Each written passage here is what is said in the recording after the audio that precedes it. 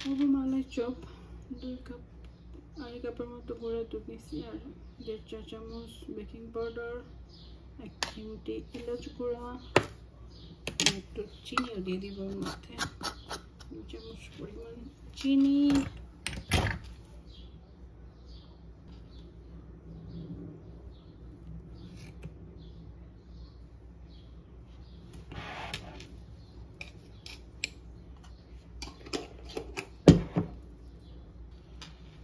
তো ঘরে বানানোর ঘি এটাও দিব 2 চামচ। তো আগে আমি শুকনো উপকরণগুলো ভালো করে মিক্স করে নিই, এতে করে সবগুলো ভালো মতো মিশে যায়।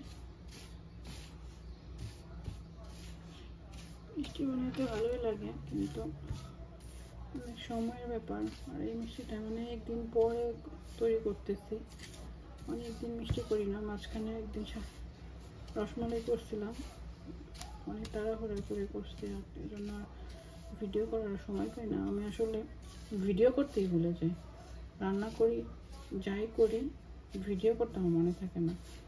তো এই জন্য দেওয়া হয় না ভিডিও। হালকা একটুখানি মানে 1 মিনিটের ডেকোরেশন করছিলাম, ওইটা তাও দিয়েছিলাম স্টোরিতে, এছাড়া তেমন ভিডিও করতে পারি না। তো আজকে একটু সময় নিয়ে আসছি মিষ্টি বানাইতে। কালকে বাসার দাওয়াতে যাবো, তো ভাবিকে বলছি আমি মিষ্টি বানিয়ে নিয়ে আসবো, আপনি মিষ্টি বানায় না। তো এই জন্যই সকাল সকাল না, আমাদের বিকাল এখন, সকাল মানে একটু সময় নিয়ে শুরু করছি। তো এখন একটু ঘি দিয়ে দিই,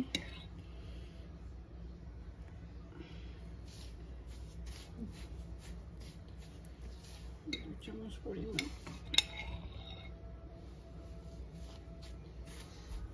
ঘি দিলাম।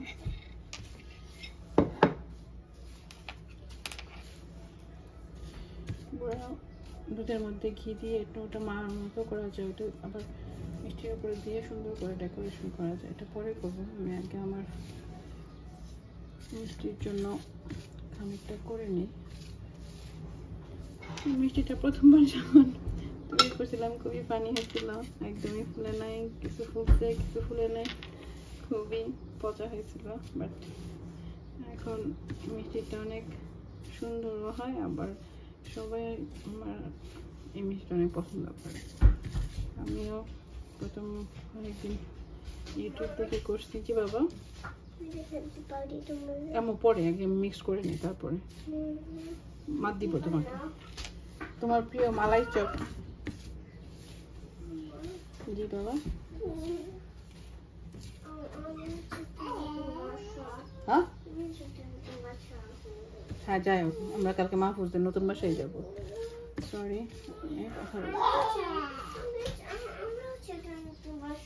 বাবার বলো, আমাদের বাসা তো নতুন নেই, কোন পুরনো, আমাদের অনেক বছর হয়েছে, আমরা মোটে 3 ইয়ার্স বেশি পুরনো হয় না। তো আমার মিক্স করা হয়ে গেছে। এখন আমি এটা ডিম, আমি 3টা ডিম নিচ্ছি, এখানে আমার যতটুকু লাগবে অতটুকু নিব। এই জন্য আমি ডিমটা গুলে রাখছি, একটু একটু করে দিব, কারণ একবারে দিয়ে দিলে হয় কি, হয় পাতলা হয়ে যায়, না হলে ড্রাই হয়ে যায়। ড্রাই হয়ে গেলে তখন আর কিছুটা ভালো হয় না। তো এই জন্য আমি কুসুমগুলা একসাথে ফেটে নিতে সবগুলো। তো এটার মধ্যে শুধু কুসুম না, পুরো এগটাই তো আমি ফেটে নিয়েছি, 3টা এগ নিয়েছি। এখন এর মধ্যে যতটুকু লাগবে আমি জাস্ট ওই পরিমাণে নিয়ে ব্যবহার করবো। আমি অল্প অল্প করে মিক্স করি, একটা পরিমাণ দিলাম, তারপরে লাগে পরিমাণে দিব। যদি আরও লাগে তাহলে আরও ডিম নিব। তো আমি মোটামুটি আন্দাজ করে নিচ্ছি, একটু বেশি করে করতেছি, বাসায়ও কয়টা রেখে যাব, আর কয়টা বেশিটা নিয়ে যাব ওনাদের বাসায়, আমরা বাড়িতে যাবো, ওই জন্য ওনাদের জন্য নিয়ে যাব। সবটুকুই লাগবে আমার।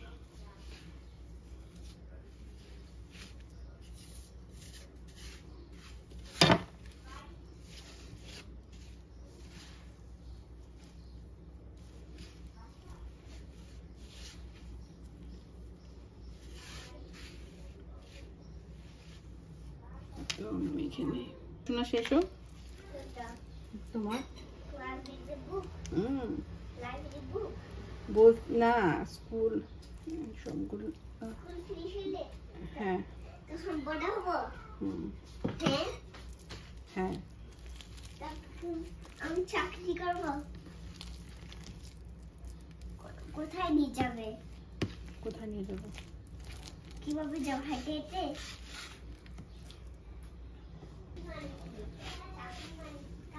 সবগুলো ডিমই দিয়ে দিয়েছিলাম, পরে একটু পাতলা হয়ে গেছে, এই জন্য আবার একটু গুঁড়া দুধ দিলাম।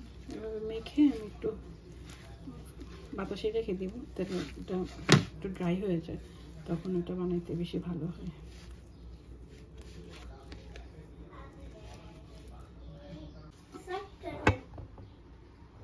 এটাই ছিল। তো আমরা এখন আমার খামির হয়ে গেছে, এখন আমরা এটারে শেফ দিব। দেখাই না, মা ভিডিও করতেছে, মিষ্টি আমাদের চ্যানেলে দিব সেজন্য। হ্যাঁ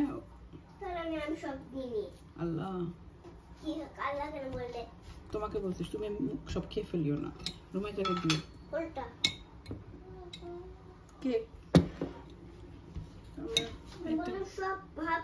সবগুলা শেপ দিই, সবগুলা একই মাপে বল করার জন্য একই পরিমাণ নিয়ে নিতেছি, যাতে করে বল করার সময় সুবিধা হয়।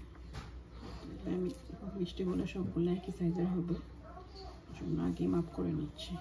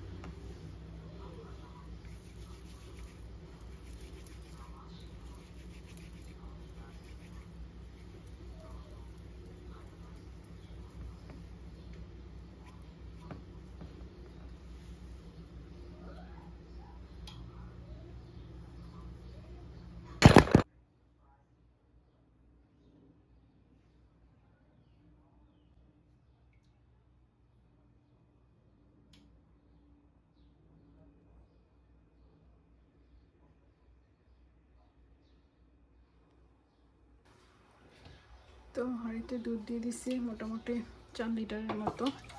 এটা এলাচ দিয়ে দিলাম, হালকা একটু ঘ্রাণ আসবে, নাহলে ডিমের গন্ধ লাগবে। আর মিষ্টিতে একটা সুন্দর একটা স্মেলের জন্য এলাচ দিলাম। এখন আমি অপেক্ষা করব দুধটা বলক আসার জন্য। দুধটা বলক আসলে আমি যে মিষ্টিগুলো তৈরি করে রাখছি ওগুলো দিয়ে দিব। আজকে এভাবে জাল দিয়ে করবো মিষ্টিটা। এই তো, সাথেই থাকুন।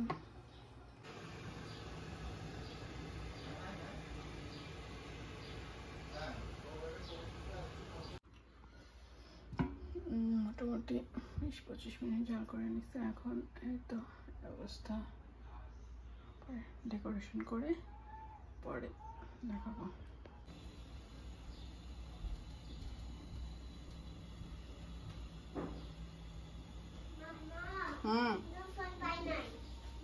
মনে হয় বেড়াতে গেছে গা, সব জায়গায় দেখছো, পাও নাই তো। আমার মিষ্টি রেডি। শোনো, ওই বাসায় যাবার বেশি খাও না, ঠিক আছে? ওখানে বাথরুম নাই। মাহিমের বাপে বাথরুম বানাইছে, ওকে, সেজন্য বলি না আমি। তুমি এটা আমাদের তো নতুন বাসায়।